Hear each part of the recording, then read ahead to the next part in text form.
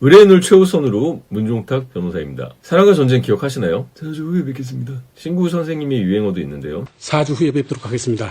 사랑의 결실은 결혼, 이혼은 전쟁의 끝인가요? 이혼 사건 의뢰를 받아서 수임을 해서 하다 보면 결혼해서 사랑했던 사람들인지 전쟁 중의 원수인지 헷갈리죠. 하지만 성인 남녀를 강제로 결혼시킨 사람은 없습니다. 여러분이 스스로 하신 거예요. 그러니까 가급적 재판상 이혼보다는 협의 이혼 하시고, 협의 이혼도 대부분 분들은 법률의 전문가가 아니시잖아요. 그 전문가인 변호사한테 맡기시는 거를 권해드립니다. 변호사들이 협의 이혼도 깔끔하게 마무리를 해줄 겁니다. 부부끼리 나서면 감정이 앞서고 이러기 때문에요. 이혼 같은 경우도 법률 전문가인 변호사에게 맡기십시오.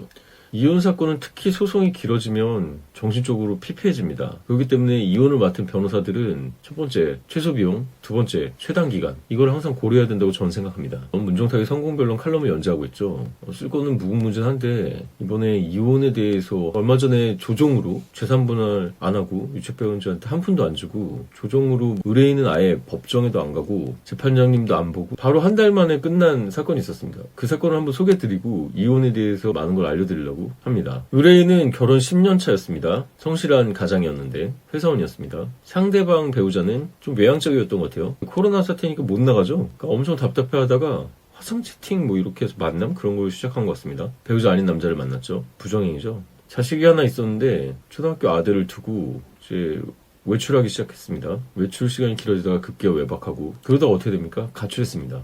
의뢰인은 아들을 위해서 참고 살려고 했죠. 그런데 상대방 그 배우자는 오히려 의뢰인을 조롱했습니다. 그래서 의뢰인하고 같은 의뢰인의 그 울분을 들어드리면서 장시간 진솔하게 대화를 하고 이런 결혼은 끝내는 게 낫겠다. 의뢰인 분의 아들을 위해서도 빨리 정리하는 게 낫겠다. 그런 결론을 내렸습니다. 재판상 이혼은 사실 변호사한테 유리합니다. 그 전에 동영상에서 말씀드렸듯이 재판상 이혼은 신급 대리로 갑니다. 1심에서 끝난다고 안 가고 2심 가고 뭐 3심 대법원까지 가는 경우도 있나요? 그러면 우리 변호사들은 신급 대리라 신급마다 착수금 받아요. 그러니까 변호사는 유리하겠죠? 3번 받는데 한 번 받을 거를? 저는 이 사건을 보니까 의뢰인도 안 됐고 의뢰인 아들도 눈에 밟혀서 빨리 끝내자 이 생각이 들어서 조정 신청을 했습니다.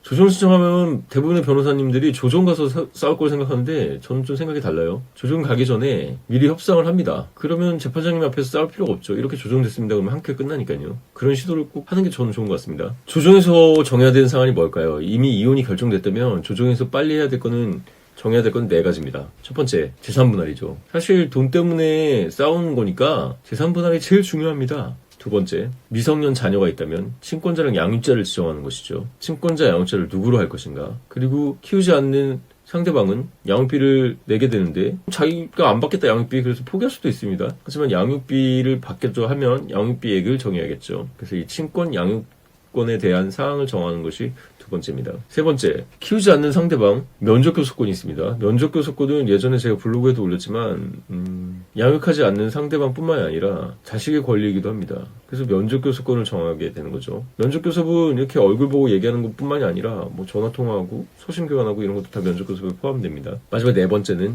유축배우자한테 청구하는 위자료겠죠. 정신적 손해배상. 첫 번째, 재산분할에 대해서 좀 말씀드리겠습니다. 재산분할은 부부 재산의 청산입니다. 때문에 유책 배우자도 청구할 수 있죠. 그 유책 배우자라는 건 이제 잘못한 배우자죠. 유책 배우자의 변호사였으면 당연히 재산 분할을 포기하지 않았겠죠. 재산 분할 갖고 싸웠을 겁니다. 하지만 저희 의뢰인은 소위 말하는 이상한 여자, 잘못된 사람 때문에 이혼을 하는 거기 때문에 재산 분할을 상대방이 포기하게 돈을 안 주게 시키는 거죠. 아니 애 버리고 가고 가출한 여자한테 이 성실한 남편 힘들게 집 하나 마련했는데 그 집 팔아가지고 재산까지 분할해줘야 됩니까? 이건 아니잖아요. 그래서 재산 분할 안 하게 만들었습니다. 양육비는 분할 납부죠? 매달 주는 거고, 물론 자녀가 성인이 될 때까지죠. 성인이 되고 나면 이제 더 이상 양육비 지급은 없습니다. 하지만 재산 분할을 일시로 한 번에 줘야 되는 거기 때문에 재산 분할을 지키는 것이 사실 양육비 지키는 것보다 더 중요할 수도 있어요. 그래서 저희는 양육비를 양보하는 대신 재산 분할도 상대방 양보시켜서 재산 분할 한 푼 안 주고 이혼을 마무리 지었습니다. 두 번째, 친권자 양육자 지정. 보통 뭐 아버지는 힘들고 엄마가 유리하다 이렇게 얘기하는데 경제적 상황이나 상대방의 상태 이런 것들을 다 고려합니다. 제일 중요한 건 자의 복지, 자식한테 뭐가 좋으냐겠죠. 자식을 버리고 가출한 사람이 엄마라는 이유만으로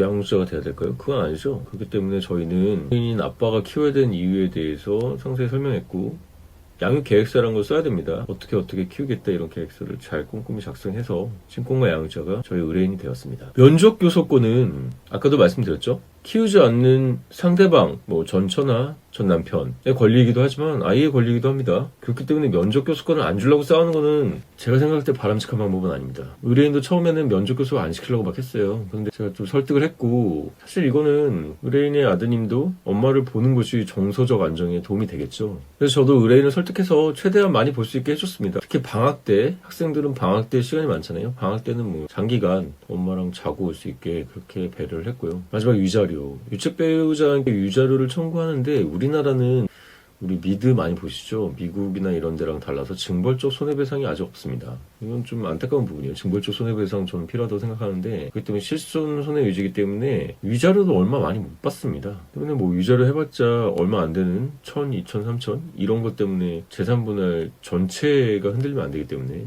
위자료를 양보하고 재산분할을 또 포기시켰죠.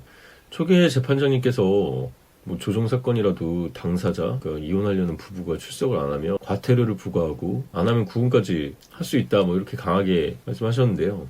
판사님 앞에서 해야 될 조정을 제가 다 정리해드렸잖아요. 그래서 양 당사자 간에 이미 조정 사항에 대해서 합의가 끝났다 이렇게 말씀드리고, 요즘 또 코로나인데 재판 이런 거 따고도 밀려있는데 빨리 끝내달라. 그래서 의뢰인, 이혼 당사자가 법원 한번 안 가고 재판장님 한번 안 보고 조정, 합의된 사항대로 해서 끝났습니다. 그래서 화해 공고 결정이라고 하는데요. 이의 신청이 없이 확정이 되면은 판결과 같은 효력이 있습니다. 그래서 의뢰인은 화해 공고 결정, 결정된 것과 확정 증명을 내서 이혼이 됐습니다. 걸린 시간이 얼마냐고요? 한 달 정도 걸렸습니다. 그러니까 C급으로 1심, 2심, 3심 막 재판으로 싸우는 것보다 한 달 만에 빨리 끝난 거죠. 얼마나 이익입니까? 여러분, 이혼 같은 경우는 사랑했던 사람의 배신, 사랑했던 사람과 싸우려고 그러면 그 정신적 스트레스 엄청 큽니다. 이런 거일수록 빨리 털고 나가야죠. 그래서 이런 말이 있습니다. 결혼은 신중하게, 이혼은 신속하게. 굉장히 맞는 얘기라고 생각합니다. 이혼을 신속하게 하려면 법률 전문가한테 맡겨서 빨리 처리를 해야겠죠. 그리고 가급적 제가 했던 것처럼 협의 이혼을 하시기 바랍니다. 재판상 이혼보다는 협의 이혼이 그래도 애 엄마, 애 아빠, 그리고 한때 사랑했던 사람에 대한, 그리고 자기 자신에 대한 배려가 아닐까 그런 생각을 합니다. 협의 이혼도 변호사한테 맡기세요. 그러면 최소 비용으로 최단 시간에 법적으로 우리한테 불이익 없이 끝내드릴 수 있을 겁니다. 재판상 이혼을 간다면 반드시 변호사를 선임하시기 바랍니다. 오늘은 제가 이혼에 대해서 좀 말씀드렸는데 정리가 될까요? 조정 신청으로 빨리 끝낼 수 있다. 조정 사항은 뭐냐? 첫 번째, 이혼할지 말지겠죠. 근데 이 이혼할지가 결정되면 그다음에 재산 분할, 어떻게 재산을 분할하고 청산할 것인가, 그게 사실상 제일 중요합니다. 세 번째, 미성년 자녀가 있으면 미성년 자녀를 누가 키울 것인가, 키우면 누가 양육비를 낼 것인가, 이게 결정해야 되고요. 그 다음에 세 번째, 면접 교섭.